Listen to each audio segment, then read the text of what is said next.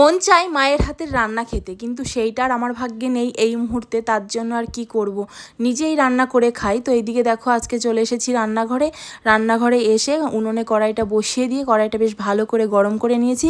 তার মধ্যে দিয়ে দিলাম খাঁটি সর্ষের তেল দিয়ে তারপরে একে একে মাছগুলো ছেড়ে দিয়ে সুন্দর করে ভেজে নিচ্ছি। তারপরে আবার বাড়িতে বেশি হচ্ছে আমি আর তোমাদের দাদা ভাই আর আমার মেয়ে আর হচ্ছে বাবা, এই যে এই কয়জনই আছি, মানে বেশি। আর যারা ছিল আমার যা মানে দিদি, তারপরে হচ্ছে দাদা কেউ বাড়িতে নেই, তার জন্য পুরো বাড়িটাই ফাঁকা। আর এইদিকে যে 4-5 পিস মাছ ছিল সেইটা দিয়ে আজকে রান্না করছি কচুমুখির ঝোল। সত্যি খুবই ভালো লাগবে আর কি খেতে। তো এইখানে আমি মাছগুলো সুন্দর করে ভেজে নিয়ে এখন ফোড়নে দিয়ে দিচ্ছি কিছুটা জিরা আর কিছুটা হচ্ছে রাঁধুনি। এই কিছুটা জিরা আর কিছুটা রাঁধুনি দিয়ে কিন্তু বেশ ভালোই তরকারি রান্না করা যায় আর কি, বেশ সেন্টটা খুব ভালোই আসে। অনেকেই রাঁধুনি পছন্দ করে না, আবার আমার কিন্তু খুব ভালো লাগে।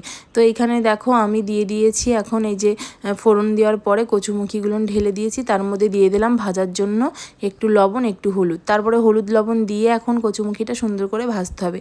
আচ্ছা তোমরা একটা কথা বলো তো, এই কচুরমুখির অনেক রকম নাম আছে, সেই নামগুলো কি কি? আমি তো জানি হচ্ছে এটা কচুরমুখী, অনেকেই বলে কচুর গাঠি, কিন্তু আমি সত্যি জানি না।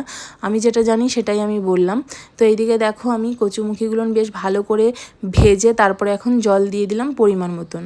তো এইদিকে আজকে এই একটাই তরকারি, এই গরমে বেশি কিছু করছি না, তার জন্য হচ্ছে এই একটা তরকারি দিয়ে সবার খাওয়া হয়ে যাবে। তো তারপর আমি জল দিয়ে যখন একটু হালকা গরম হলো তারপরে আমি মাছগুলো ঢেলে দিলাম। মাছগুলো কিন্তু কড়া করেই ভেজে নিয়েছিলাম, যার জন্য মাছটা ভাঙবে না। তো এইদিকে একটু টকবক করে জাল দিয়ে তারপরে আমি যে লঙ্কা চিরাগুলো দিয়ে দিচ্ছি। ঠিক আছে, লঙ্কা চিরাগুলো দেওয়ার পরে তারপরে পরিমাণ মতন লবণ আর পরিমাণ মতন হলুদ দিতে হবে। তো সেইখানে আমি পরিমাণ মতন লবণ পরিমাণ মতন হলুদ দিয়ে একটু নাড়াচাড়া করে তারপরে আমি ঢেকে দেবো। যেহেতু 1 সম্বরাই করেছি, বেশিক্ষণ জাল লাগবে না। হ্যাঁ, অনেকেই 2 সম্বরাই করে, 2 সম্বরাইয়ের তরকারি খুবই টেস্টি হয়। তবে এইভাবে আজকে রান্না করছি, জানি আশা করি তবুও ভালো হবে, কারণ কচুমুখির তরকারি সত্যি খুবই ভালো হয়। তারপরে যে কোনো মাছ দিয়েই ভালো লাগে। তো এদিকে বেশি টাটকা মাছ দিয়ে আরও বেশি ভালো লাগে। তো বাড়িতে রুই মাছ ছিল আর কচুমুখি ছিল, তাই ভাবলাম আজকে এই রান্নাটা করেই ফেলি।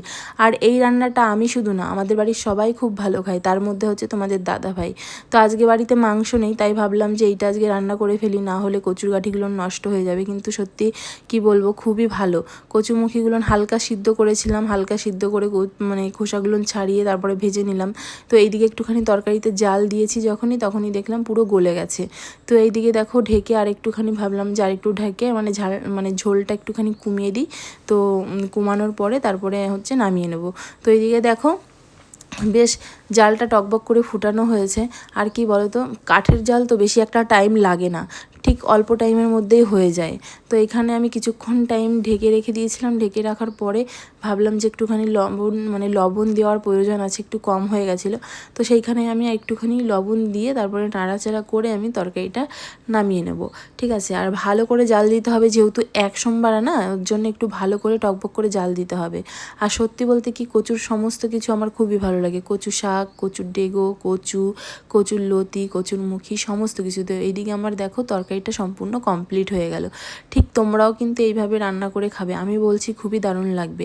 আর এই গরমে কচুরমুখির তরকারি হলে কিন্তু সবাই খুব ভালোই ভাত খেতে পারবে। মেইন হচ্ছে আমার শ্বশুর, সত্যি কচুরমুখির তরকারিতে খুব সুন্দর ভাত খায়। তোমরাও অবশ্যই জানিও যে এই রান্নাটা কেমন হলো। আমি আমার মতন করেছি, তোমাদের কেমন হয়েছে অতি অবশ্যই কিন্তু আমাকে জানিও। ফাইনালি হয়ে গেল কচুমুখি দিয়ে মাছের ঝোল। অনেকেই আমাকে বলো, দিদি ভাই তুমি এইভাবে কেন রান্না করো, তুমি এর মধ্যে কেন রসুন পেঁয়াজ দাও না? সত্যি বলতে কি জানো, আমরা তো এইভাবে খাই না। অবশ্য তোমরা বলছো একদিন ট্রাই করে দেখবো কেমন লাগে, কিন্তু আমি বলছি তোমরাও এইভাবে রান্না করে খেয়ে দেখো, খুবই দারুণ লাগবে, মানে খুবই দারুণ লাগবে।